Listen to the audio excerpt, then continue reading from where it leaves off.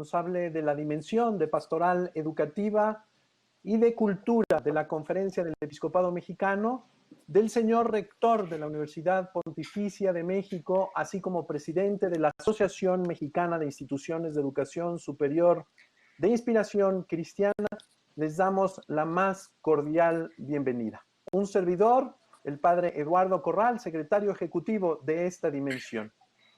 Estas tres instituciones, la Conferencia, AMIESIC y la Pontificia, con la máxima diligencia posible, han querido abrir un espacio de diálogo para construir esperanza frente a esta situación de emergencia. Con esta primera transmisión daremos paso a otras 7, en las que, con la ayuda de expertos, analizaremos esta emergencia desde muy distintos temas y puntos de vista.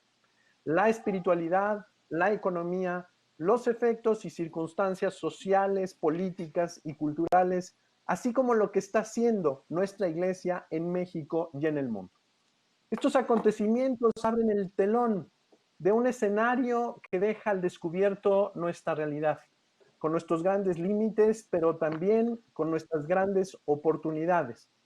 Sabemos que tenemos que responder y ante la crudeza que nos interpela, estamos llamados a tener una mirada distinta.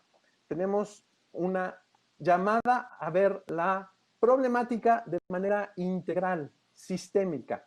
Como dice el Papa Benedicto XVI, nuestro Papa emérito, tenemos que ver hacia un desarrollo humano, integral, solidario y sustentable. Para iniciar este primer discernimiento y despertar una respuesta solidaria, valiente y eficaz, hemos invitado en esta primera cápsula a 2 grandes expertos del mundo de la medicina y la salud pública. El maestro Salomón Chertorivsky-Woldenberg, profesor investigador del CIDE, presidente del Consejo Consultivo Ciudadano Nacional de Movimiento Ciudadano Pensando México, y también un hombre que tiene una grande experiencia académica, pública y en el sector privado. Gracias, Salomón, es un gusto saludarle. Está también con nosotros el doctor Pablo Curi. Gran gusto.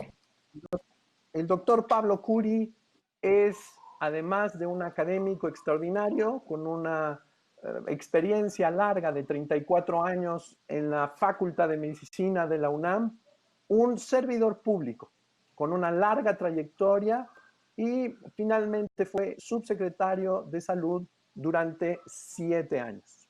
Ha sido miembro de las distintas academias nacionales de medicina y, por supuesto, también de la Academia Nacional de Cirugía. Fue expresidente de la Sociedad Mexicana también de Salud Pública. Ha colaborado con distintos esfuerzos en situaciones de emergencia, de catástrofes naturales, así también como situaciones de epidemias en México y en el mundo.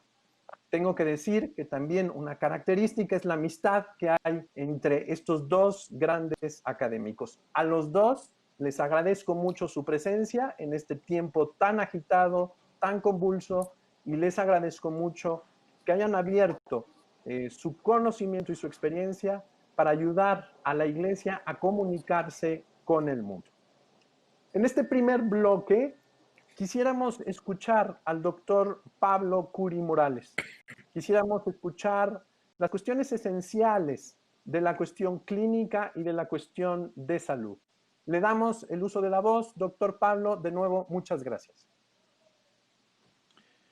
Muchas gracias, padre, y desde luego agradecer a la Conferencia del Episcopado Mexicano, la dimensión de pastoral educativa y de cultura, y desde luego saludar a todos quienes nos están viendo y escuchando en esta ocasión. Déjenme platicarles un poco de lo que es el COVID-19. Primero decir que ese es el nombre de la enfermedad, es COVID-19, producida por un coronavirus. Es una enfermedad que no es, y con eso quiero empezar, mortal ni grave por necesidad. 8 de cada 10 enfermos, el 80% de los enfermos, o no tienen síntomas o tienen síntomas muy leves.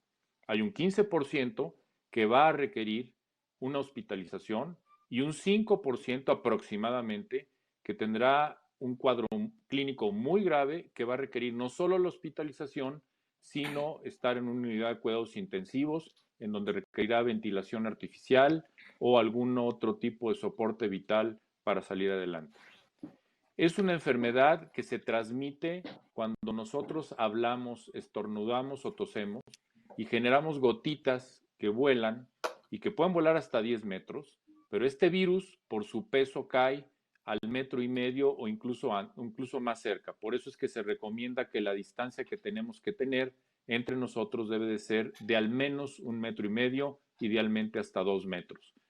Entonces, este virus, cuando nosotros tosemos o tocamos algún objeto o tosemos sobre algún objeto, un teclado, un celular, una banca, etcétera, lo podemos dejar ahí y una persona que llegue y lo toca y se lleva las manos a la boca, a la nariz o a los ojos, se puede contagiar.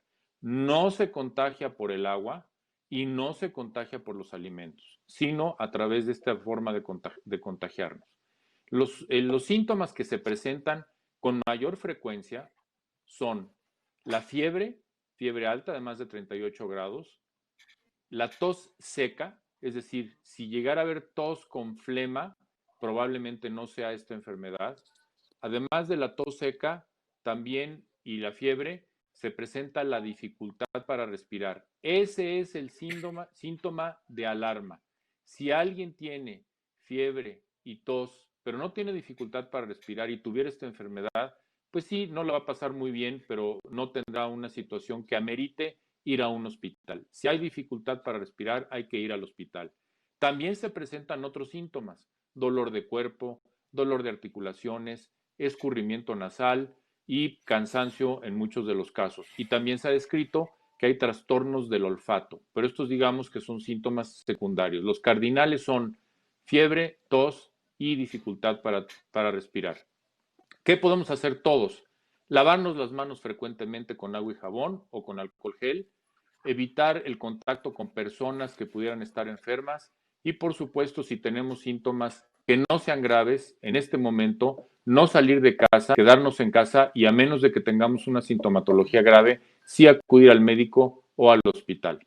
Con esto creo que daría yo una introducción general sobre la sintomatología, cómo se contagia, cómo prevenir y el cuadro clínico. Muchas gracias, padre, y gracias a todos ustedes. Agradezco mucho, doctor Pablo. Adelante, maestro Salomón. Creemos que es muy importante reconocer también el esquema de la salud pública, no solamente la parte médica, que ha sido muy, muy bien explicada por el doctor Pablo, sino también los distintos aspectos de esta epidemia en el ámbito social, gubernamental, de organización, de capacidad de nuestros hospitales, así como algunos consejos importantes con el fin de procurar que este 5% que lleguen a los hospitales puedan ser atendidos y puedan ser ayudados. Adelante, maestro Salomón.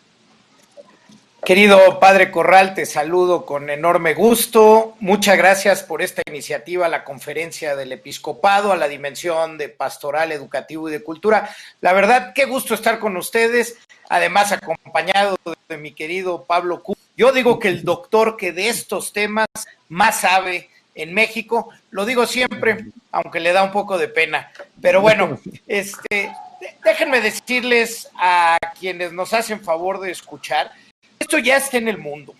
Esto no es un chiste, no es un invento de las redes sociales. Es una realidad. El COVID-19, finales del año pasado, en Wuhan, China, se propagó sobre todo en la provincia de Hubei, también en China, de ahí saltó a Asia, llegó a Europa. Hoy en el Europa occidental, sobre todo en Italia, en España, en Alemania, estamos viendo muchos casos. Ya pasó el Océano Atlántico, ya nos alcanzó y pues lo tenemos en el continente. Hay hoy el país que más casos tiene ya confirmados es los Estados Unidos de América. Nuestro país ya tiene casi 500 casos, seguramente hoy por la noche, mientras nosotros hablamos en la conferencia de todas las noches, nos darán a conocer que ya rebasamos los 500 casos, es decir, ya llegó a nuestro país, pero además ya estamos en la fase, todos estos viruses y los coronavirus se comportan como una curva de Bell. Primero suben, llegan a su máximo y empiezan a descender. Bueno, nosotros ya estamos iniciando la curva ascendente que seguramente, muy probablemente en las próximas semanas será exponencial. Es decir, muy probablemente en nuestro país en las próximas semanas estaremos viendo mucho más casos que, como decía el doctor Curi, algunos de ellos llegarán a hospitales. En la salud pública, cuando hay una emergencia sanitaria, es muy difícil el equilibrio de qué son las medidas que tienen que tomar, porque por un lado está la racionalidad de los expertos y los científicos, pero por el otro lado está el miedo que nos provoca a todos y que nos lleva muchas veces a sobreactuar, a querer tomar medidas por donde las escuchamos, porque, pues otra vez, pues se siente muy feo la indefensión ante una cosa pues que no conocíamos, una enfermedad nueva, que aunque como dijo Pablo, no para todos, sino solo para la más pequeña minoría será letal, pues sí es una enfermedad nueva y escuchamos mucho de ello en las redes. Por tanto, lo que necesitamos entender es que ese equilibrio, decisión de cuáles son las medidas puntuales que se deben de tomar en el país, ya no el lavado de manos, ya no el estornudo de etiquetas, sino en el país, qué cosas deben cerrar, cuáles tienen que ser las reglas para nuestra sociedad y la continuidad de nuestras actividades, esa solo la puede tomar la autoridad sanitaria.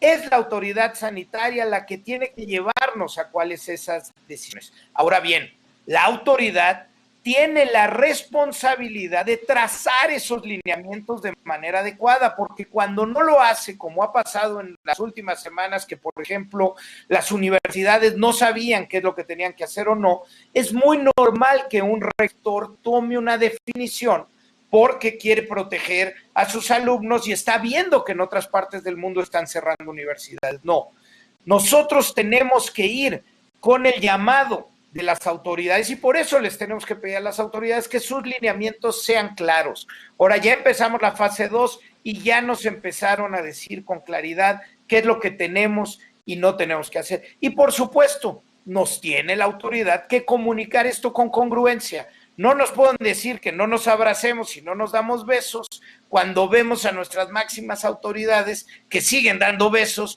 o que siguen. No, la autoridad tiene que trazar las directrices, comunicarlas de manera adecuada y a partir de ello nosotros como ciudadanos, como ciudadanas debemos de obedecer lo que se nos mandata. ¿Por qué? Porque hay tanto ruido en las redes sociales, hay tantos mitos.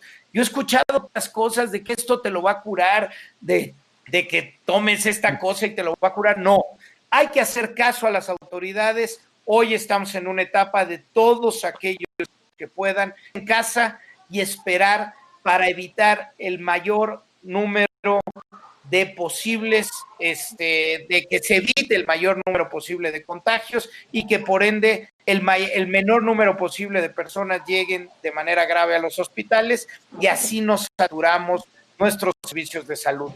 Hoy, a estar con calma, a estar tranquilos, a escuchar con mucha claridad lo que nos mandatan las autoridades y obedecer en consecuencia, padre. Muchas gracias, maestro Salomón. Quisiera un poco sintetizar lo que ustedes nos han dicho.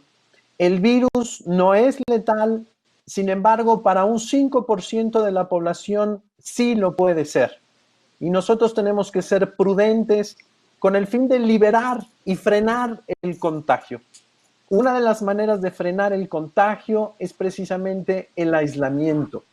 Yo quisiera preguntarles a ambos sobre este punto que causa mucho ruido, que causa mucha incertidumbre, que no sabemos estar en esta dinámica aislamiento. Doctor Curi, por favor. Bueno, lo primero que ligaría a esta pregunta, padre, y a quienes nos escuchan es, no hay vacuna y no hay tratamiento. Entonces, la única defensa es evitar contagiarse. Y la única forma de evitar contagiarse, además de tomar las medidas que cada uno de nosotros puede tomar, que ya señalé, como lavado de manos, es no estar cerca de alguien que te pueda contagiar. Y la forma de no estar cerca de alguien que te pueda contagiar es no andar deambulando por todos lados y aislarse al menos en este periodo crítico de inicio de la fase de la curva que ya explicó el maestro Chertorivsky, pues quedándonos en casa, haciendo el trabajo a larga distancia, evitando reuniones o congregación o la congregación de personas en un mismo lugar, porque eso nos pone en riesgo a todos. Quiero recordar a quien nos escucha que hasta el 80% de las personas pueden tener síntomas o muy leves o no tener síntomas y estar contagiando. Entonces, si vamos a una reunión donde haya 100 personas, pudiera haber ahí 3 o 4 que estén contagiados sin síntomas, pero sí nos van a estar contagiando más. Por eso es que en este momento las autoridades han hecho un claro llamado a quedarse en casa si no es necesario andar saliendo y a no reunirnos si no es necesario hacerlo. Entonces creo que tenemos que apoyar estas decisiones que son las correctas y la razón es la que acabo de esgrimir. Solo una precisión, padre. El 5% pueden tener sintomatología grave que requiera que vayan a un hospital y tengan que ser atendidos en cuidados intensivos. La mortalidad anda un poquito más baja, anda alrededor del 3 al 4%. Muy importante, ¿quiénes tienen mayor riesgo? Porque no lo dije. Los adultos mayores. Esos son a los que además de todos seguir estas indicaciones, más tenemos que cuidar. La mortalidad en adultos mayores de 80 años es 1 en 6. Y, por ejemplo, sin que deje de señalar que pueda haber jóvenes que mueran, en los grupos de menos de 40 años es de 1 en 500. O sea, que quienes tienen más riesgo son los adultos mayores. Y además, si son diabéticos o tienen obesidad o son hipertensos y fuman, pues tienen todavía más riesgo. Entonces tenemos que cuidar a esos grupos de riesgo, igual que a las mujeres embarazadas o que están lactando. Pero entonces, muy importante entender que como no hay ninguna droga que nos cure, ni ninguna vacuna que hoy proteja, todavía, probablemente la vaya a haber en las próximas semanas o meses, pero hoy no la hay. La única manera es distanciamiento social para evitar el contagio. Hay un factor que es el factor prevención y el factor cuidado. No solamente el cuidado de nuestra propia salud, sino sobre todo el cuidado de los demás. Pues como bien señala el doctor Curi, nosotros podemos estar contagiando y no tener ninguna manifestación sobre este virus en nuestro cuerpo. Tenemos que aislarnos y tenemos que actuar con mucha cautela. Maestro Salomón, nuestro sistema hospitalario, nuestras camas, nuestros ventiladores, ¿son suficientes? Tengo que hablar con toda responsabilidad, con toda claridad. El sistema de salud de nuestro país es un sistema robusto, es un buen sistema de salud, pero que en los últimos tiempos ha tenido menos presupuesto. Abril 16 tuvo menos presupuesto y hoy los hospitales están en condiciones para atender un número de personas, pero hay que decirlo, el sistema mexicano, ningún sistema del mundo está listo para cuando de repente llegan miles de personas más que las que normalmente han. Es decir, hoy los hospitales en sus camas de terapia intensiva, cuando éste empiece a crecer y lleguen muchos, si tenemos muchísimos casos, pues esas mismas camas que antes atendían tal vez el número de casos normales de infarto agudo al cardio, que están personas que traen un problema cardiovascular o cerebrovascular, pues hoy ese sistema va a reconfigurarse para poder atender además la posibilidad de tener muchos casos de COVID-19 y además los va a tener que separar de los otros casos para que no se contagien los pacientes, como decía, ya pueden estar débiles por mismos. El sistema de salud de nuestro país fuerte, pero otra vez, el número de casos es por decenas de miles, el sistema de salud de nuestro país se va a ver saturado y muy probablemente desbordado. Por eso, otra vez, tenemos que insistir sobre ello. Para que esto tenga menores probabilidades de suceder, tenemos que acatar hoy las medidas de distanciamiento, que aquí voy a hacer una acotación por los tiempos modernos. Es un distanciamiento físico. Hoy ya no representa que este distanciamiento tenga que ser social. Mira, estamos conectados, querido padre, yo te estoy pudiendo saludar hoy a ti, y a Pablo, a pesar de cada uno de nosotros estamos en otro sitio. Hoy tenemos que distanciarnos físicamente, no social, pero es la medida que tenemos a nuestro alcance para poder hacer que el sistema de salud de nuestro país no se estrese y tenga las mejores posibilidades de atender a quien seguramente llegará en condiciones complejas. Por eso, otra vez, yo sé que es muy difícil por un tiempo largo dejar de ver a la abuela, al abuelo, pero el mejor favor que le hacemos es mandarle besos y abrazos, pero por teléfono o por un WhatsApp o por un mensaje. Por esta tada, separémonos y mandémonos nuestro cariño, nuestro afecto y nuestra solidaridad por otras vías que no sea el contacto físico. Le pedimos a nuestro apoyo técnico si hay alguna pregunta por parte de las personas con las que queremos dialogar. Para el doctor Curi, ¿se pueden las condiciones epidemiológicas de un país de primer mundo, yo imagino que como los europeos o los de Estados Unidos, donde vivo, comparar a las condiciones de México? Bueno, hay varias circunstancias. Estrictamente, por ejemplo, la pirámide demográfica de nuestro país es distinta a la pirámide demográfica de otros países. Por ejemplo, el caso de Italia, donde ha habido una gran cantidad de muertes. Cerca del 86-87% de estas muertes han sido en personas de arriba de 80 años, porque Italia es el país, después de Japón, con el mayor número de adultos mayores. Entonces, las condiciones epidemiológicas en algunas cosas son comparables, pero por las características de la población, por su demografía, por sus antecedentes genéticos, hay mucha variación entre poblaciones. Incluso al interior de nuestro país no es lo mismo el sur que el centro que el norte. Pero en general yo diría que México tiene sus propias condiciones que lo hacen, bueno, responder de la manera que ahora se ha estado planteando, pero como dice el maestro Chertoriski, ahora ya hay directrices mucho más claras de lo que tenemos que hacer y eso es lo que hay que continuar haciendo. Y bien decía, es el distanciamiento físico más que social. Maestro Salomón, con relación a esta pregunta, usted nos explicaba muy bien que todos los estudios, todas las estadísticas se equiparan y esto está afectando a todo el mundo. ¿Quisiera hacer algún comentario con relación a esta pregunta? Miren, yo le comentaría a quien nos hace favor hoy de escuchar que las epidemias, las pandemias, pues llegan conviviendo con los seres humanos por décadas, ¿no? Vaya, solo recordar, por ejemplo, que en el siglo XIV, la famosa peste negra, que empieza en el lejano oriente, en el transcurso de una década, llega hasta Europa Occidental y a Inglaterra, en una década. Es decir, no había aviones, no había fronteras donde te pidieran pasaporte y no había muros construidos, pero a pesar de ello, el virus, los coronavirus no respetan fronteras.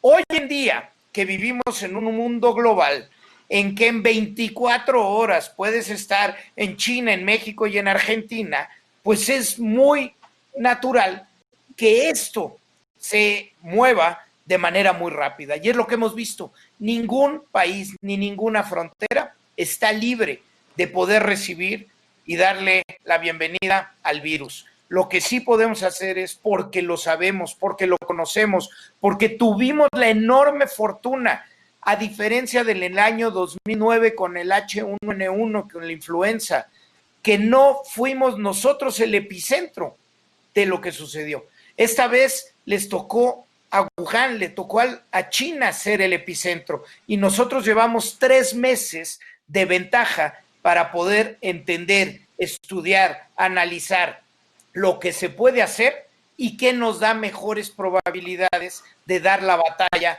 a este coronavirus. Quisiera pedirles que en 30 segundos pudieran dar una conclusión con el fin de seguir comunicando, iluminando y animando a las personas a cuidarse. Doctor Pablo, adelante. Pues les diría, el COVID-19 no es un catarrito, pero tampoco es una enfermedad mortal por necesidad. Tenemos que tomar acción personal, lavándonos las manos, evitando el estornudo inapropiado, acción social con distanciamiento físico y tener mucho seguimiento. Y yo les haría una última reflexión. Cuidado con las redes sociales. Lo que se dice en redes sociales puede ser mucho más contagioso y más peligroso que el COVID-19. Entonces, infórmense en páginas oficiales de la Organización Mundial de la Salud, de la propia Secretaría de Salud de México o de alguna universidad reconocida como Johns Hopkins u otras, de la UNAM, de algunas instituciones de educación superior, pero por favor, cuidado con lo que dicen las redes sociales. Doctor Pablo, le agradecemos mucho su presencia a pesar de sus múltiples ocupaciones. De verdad, muchas gracias en nombre de la Conferencia del Episcopado Mexicano. Maestro Salomón Chertorivsky. Querido Padre Corral, auditorio, pues yo les diría que sabemos lo que tenemos que hacer.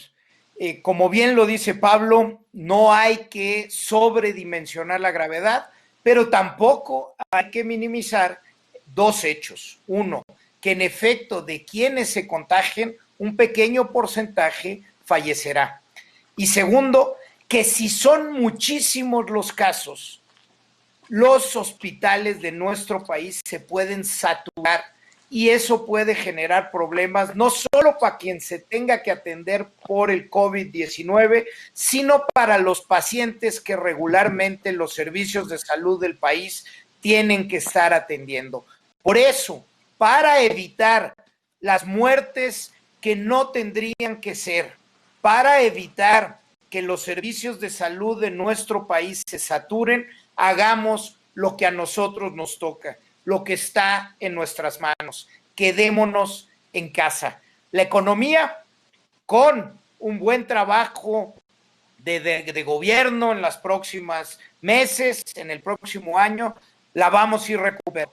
La salud y las muertes que se generen y que eran evitables, esas no se recuperan. Por eso hoy lo que nos toca son las prácticas de higiene, lavarse las manos, el estado de etiqueta, usar gel y quedarnos en casa. Aprovechemos este tiempo de quedarnos en casa, gozarnos en familia, disfrutemos a los hijos, hagamos todas esas cosas que siempre decimos que cuando tengamos tiempo las vamos a hacer, leer un buen libro, ver una buena película, tener una gran plática en la familia. Aprovechemos este tiempo y mantengámonos sanos. Muchas gracias, maestro. Hemos estado revisando los distintos comentarios que en las distintas plataformas nos han enviado. Yo les diré que a través de estas 8 transmisiones que haremos en vivo, iremos resolviendo.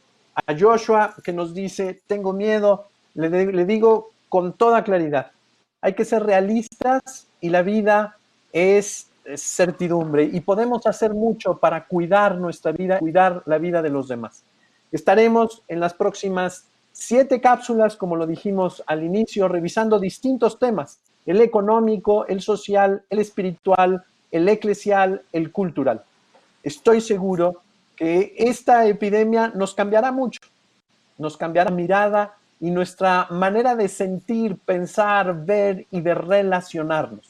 Así que hay que estar abiertos, reflexivos, serenos y por supuesto en diálogo. No hay nada más peligroso como el ensimismamiento. No hay nada más peligroso como estar de manera autorreferencial en estas cuestiones de miedo, de angustia, de temor.